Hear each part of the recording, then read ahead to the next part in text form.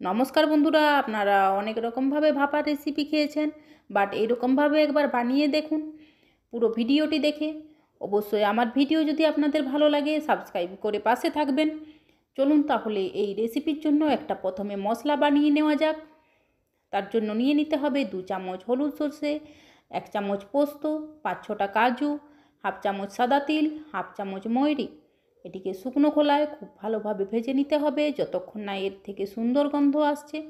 তারপর দিয়ে দিতে হবে কিছু নারকেল কুচি, চিনেবাদাম ভাজা, আর দিয়ে দিতে হবে লঙ্কা। তারপরে একটা পেস্ট বানিয়ে নিতে হবে। এদিকে দেখুন কিছু সবজি লাগবে, চলুন কেটে নিই।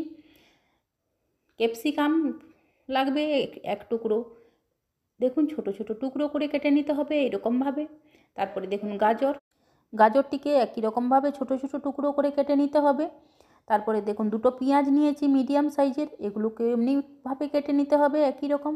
পেঁয়াজগুলো হাত দিয়ে একটু ভালো করে ভেঙে নিতে হবে। তারপরে রসুনগুলোকেও কুচি কুচি করে কেটে নিতে হবে। টমেটো একটা মিডিয়াম সাইজের টমেটো নিয়েছি, এটিকেও কেটে নিতে হবে। দেখুন তেল বসিয়ে দিয়েছি, নিয়ে নিতে হবে ডিমটা আপনাদের পরিমাণ অনুযায়ী আপনারা ব্যবহার করবেন। আমি এখানে 5টা ডিম ব্যবহার করেছি। তারপরে ডিমটাকে দেখুন ভেজে নিতে হবে, খুব বেশি ভাজার দরকার নেই, হালকা হালকা ভেজে নিতে হবে। বেশি ভাজলে দেখবেন শক্ত হয়ে যাবে, তখন রান্নাটা খেতে অতটা ভালো লাগবে না। অবশ্যই একটু লবণ দিয়ে দিতে হবে। তারপর দেখুন এরকম টিফিন বাটি নিয়ে নিতে হবে, তাতে দিয়ে দিতে হবে ডিম। তারপরে দেখুন সবজিগুলোকেও একটু ভেজে নিতে হবে হালকা করে, বেশি ভাজার কোনো দরকার নেই। সমস্ত সবজিগুলি দেখুন ওই ধরুন 3 থেকে 4 মিনিট ভেজে নিলেই হবে লবণ দিয়ে। তারপরে ভেজে নিয়ে সমস্ত সবজিগুলিকে দিয়ে দিতে হবে ওই টিফিন বাটিতে। তারপরে দিয়ে দিতে হবে আগে থেকে বানিয়ে রাখা মশলা, সামান্য জলের পরিমাণ একবার কম দিতে হবে।